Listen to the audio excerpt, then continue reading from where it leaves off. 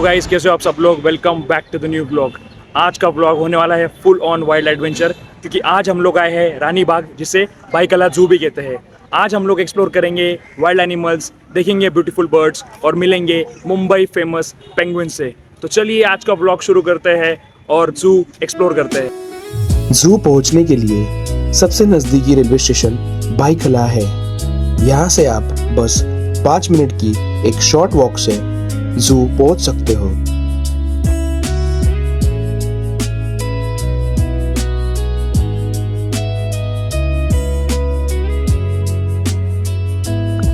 जू के टिकट्स की बात की जाए तो एडल्ट्स के लिए टिकट है 50 रुपीज और बच्चों के लिए 25 रुपीज।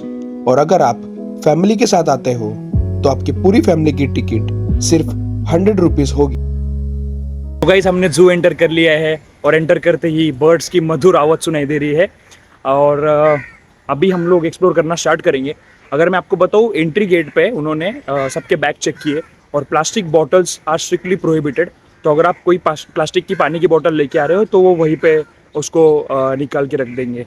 सो आप अगर बॉटल्स लेके आ रहे हो पानी के, तो मिल्टन या टप्परवेयर के जो बॉटल्स होते हैं वो लेके आना प्लीज़।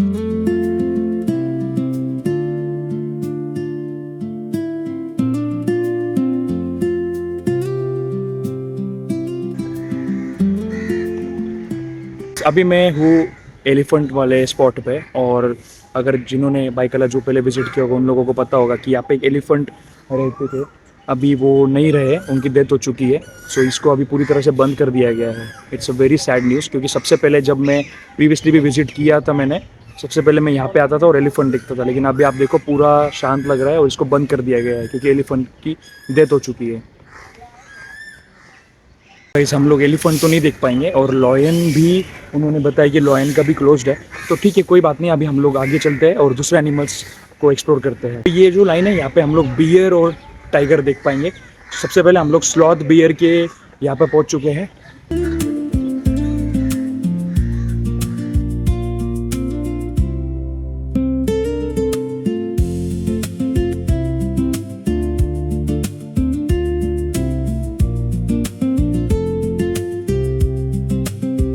स्लॉथ बेयर्स देख लिए हमने, और हमने 2 स्लॉथ बेयर देखे। दोनों पहले अलग अलग थे, फिर दोनों एक साथ आके फाइट करने लग गए थे। मैंने थोड़ी सी फाइट भी कैप्चर कर ली उनकी सक्सेसफुली। अभी हम लोग आगे की तरफ बढ़ रहे हैं।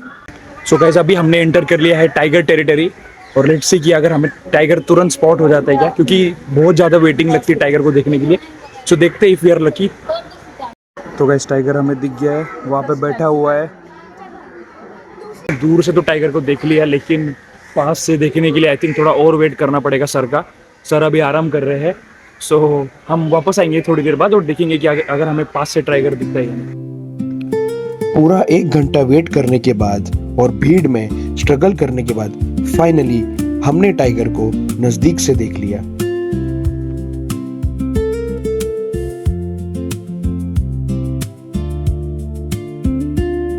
तो गाइस, हम लोग पहुंच गए हिप्पो के स्पॉट के इधर, और दोनों हिप्पोस पानी में। गर्मी इतनी ज़्यादा है कि कोई जानवर बाहर आके दर्शन देने को तैयार ही नहीं है।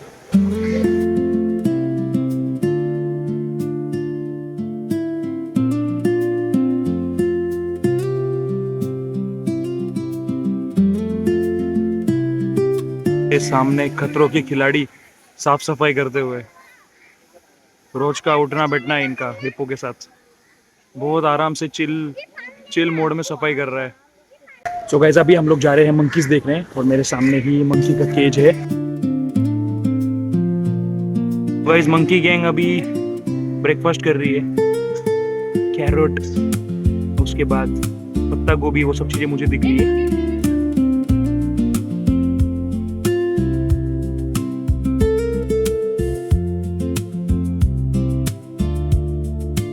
हिप्पोस तो ज़्यादा सही से नहीं दिखे, बट मंकीज हमने अच्छे से देख लिए। अभी हम लोग जा रहे हैं आगे स्पॉटेड डियर्स देखने के लिए।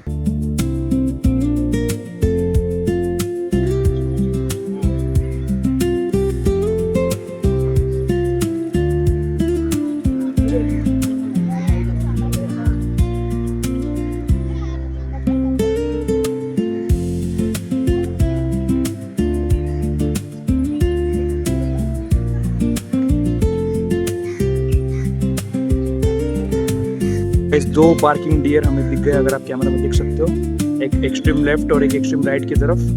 दो पार्किंग डियर्स हम लोग देख पा रहे हैं यहाँ पर।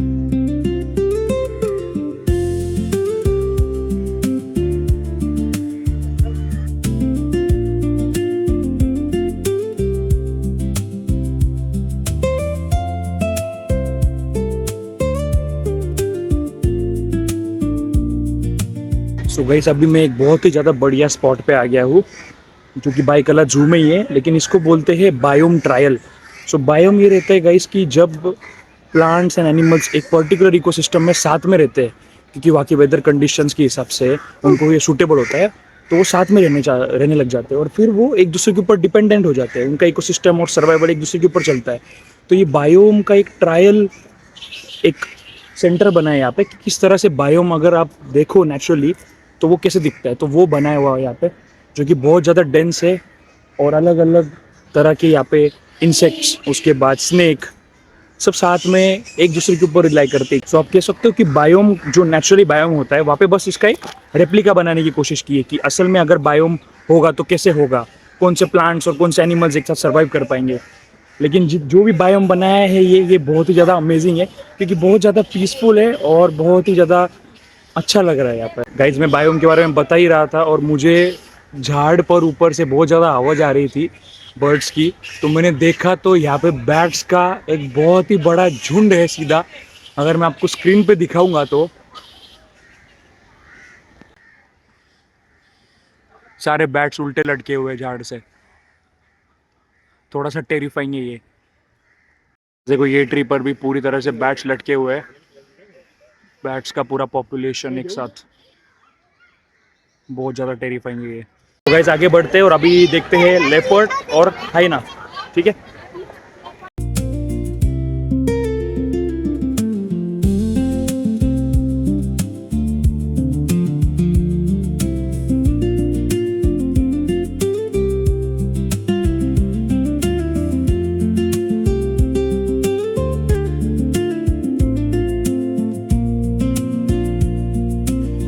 मुझे लेपर्ड्स को अच्छे से देखना था और इसलिए मैं चला गया एक सीक्रेट प्लेस जहां से मुझे लेपर्ड्स का बहुत अच्छा व्यू मिला।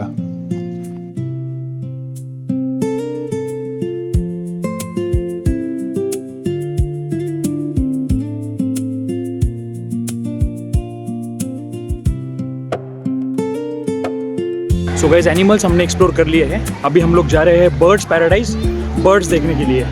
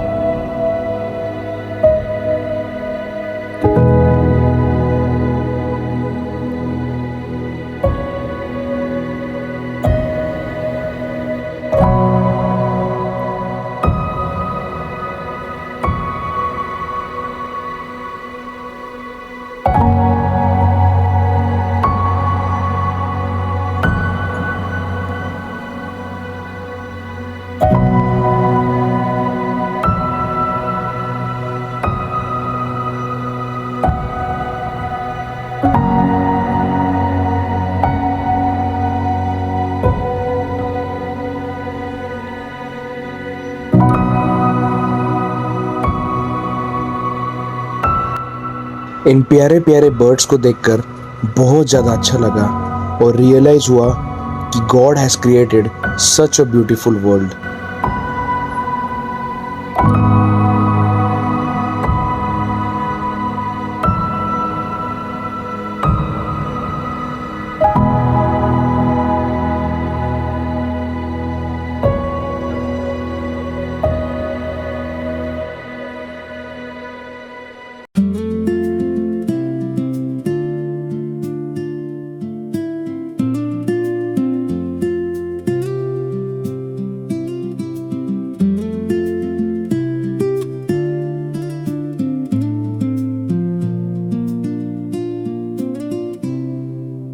तो गाइस अभी हम लोग जा रहे हैं सबसे एक्साइटिंग जगह पेंगुइन्स देखने।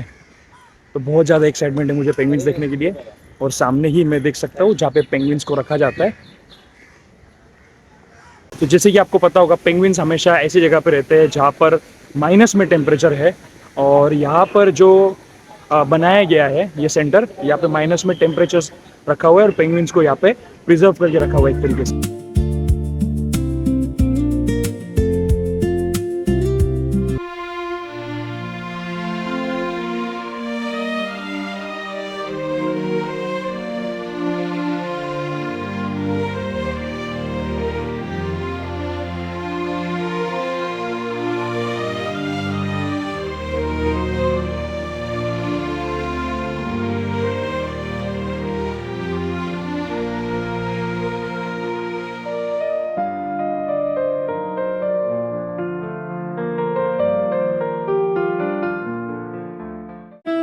पेंगुइन सेंटर से एग्जिट लेते ही आप फूड स्पेस में एंटर करोगे। यहाँ पे आपको बहुत सारे खाने के ऑप्शंस मिल जाएंगे। हमने भी एक क्विक स्नैक लिया और थोड़ा सा रेस्ट किया।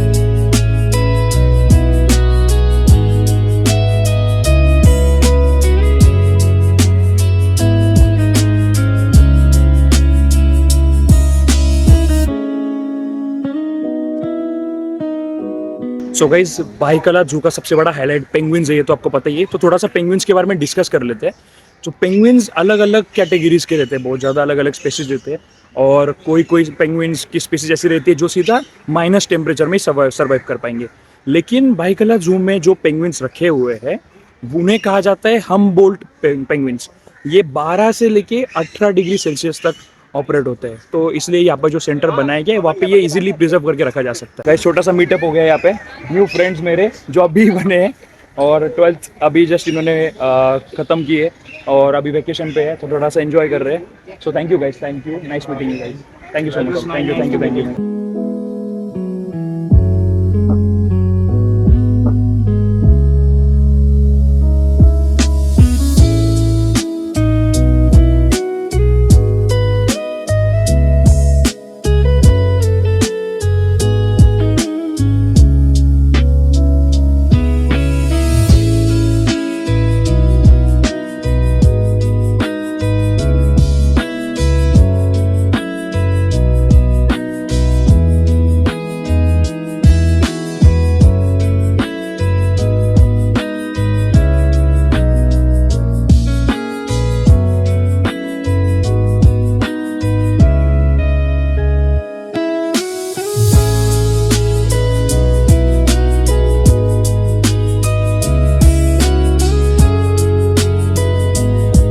टर्टल टोर्टोइस देखने के बाद अभी हम लोग देखने वाले हैं क्रोकोडाइल।